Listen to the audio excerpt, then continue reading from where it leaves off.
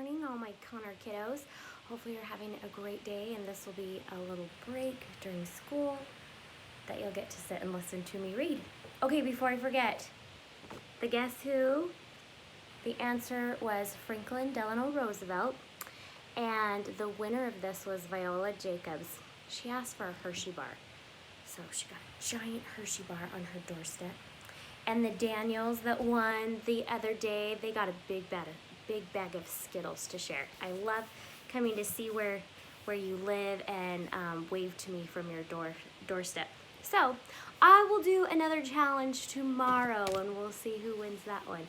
Okay, also, I'm going to be starting collecting books to have them all come back to the library so we make sure everything's back in its spot.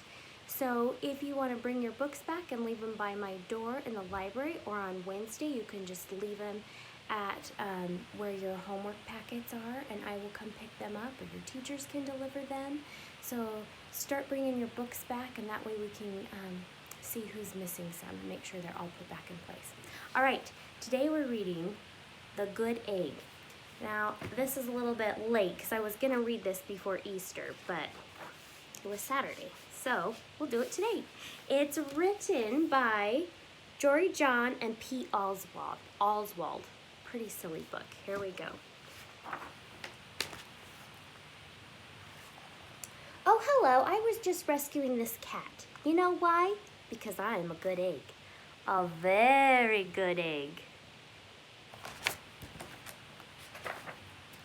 It's true. I do all kinds of good things, like I'll carry your groceries, water your plants, and I'll change your tires.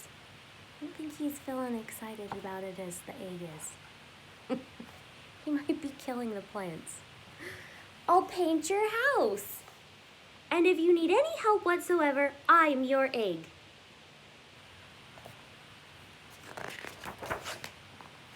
I've always been a good egg. It's been this way from the start, even in my earliest days, back at the store. There were dozens of us living together under one recycled roof. There was, here's all the names of the eggs: Meg, Peg, Greg, and Clegg, and Shell, and Shelly, and Sheldon, and Shelby, and Egbert, and Frank, and the other Frank. The other 11 eggs weren't on their best behavior. They weren't exactly good. They ignored their bedtime. They ate only sugar cereal. Look at this one. They threw tantrums. They cried for no reason. And they broke their stuff on purpose. Naughty eggs. Meanwhile, I tried to take charge. I tried to fix their bad behavior. I tried to keep the peace because I was a good egg. A very good egg. Nobody seemed to care, though. Every night I was exhausted and my head felt scrambled. Then one fateful morning I noticed some cracks in my shell. They were everywhere. My doctor said it was from all this pressure I was putting on myself. The pressure of making sure everybody was as good as me. I was cracking up, literally. Something had to change. I'd had enough.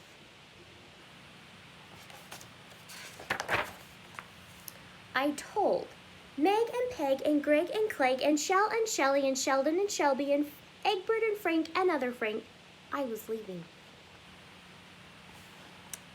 I can't be the only good egg in this bad carton, I said. Blah, blah, blah, they replied. Are they rude? I left that night. Look at his sad face. I wandered from town to town, and the hours became days, and the days became weeks, and I lost track of time. And I was alone. Look, it looks like Mr. Lovestead in the wintertime, right? When he grows out his beard. Out there on the road under the stars, I really tried to focus on myself and what I needed. I took walks. I read books. I floated in the river. And I wrote in my journal. I found simple moments to be quiet. I breathed in, I breathed out, and I even started painting. Oh, hello, Kate. Did you turn your circle? Okay. For once, I found time for me. Look, it even says on the clock, me time. And guess what? Little by little, the cracks in my shell started to heal, and my head no longer felt scrambled. I started to feel like myself again. Look, he's like, he's very zen-like. So, I've made a big decision. I'm returning to my old carton and my friends. Besides, I'm kind of lonely out here. This time I know what I need to do. I'll try not to worry so much. And I'll be good to all my fellow eggs while also being good to myself. They're having a spa day with cucumbers over their eyeballs. Here we go. Everybody missed me. I missed them too. Hello, Meg. Howdy, Peg. Hey, Greg. Greetings, Clegg. What's up, Shell? Aloha, Shelly. Hey-o, Sheldon. Hi, Shelby. Good day, Egbert. What's happening, Frank? Howdy do, other Frank.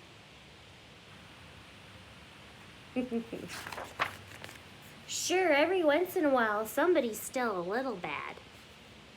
But it's not like before. Here's what I realized. The other eggs aren't perfect, and I don't have to be either. I'm okay with that.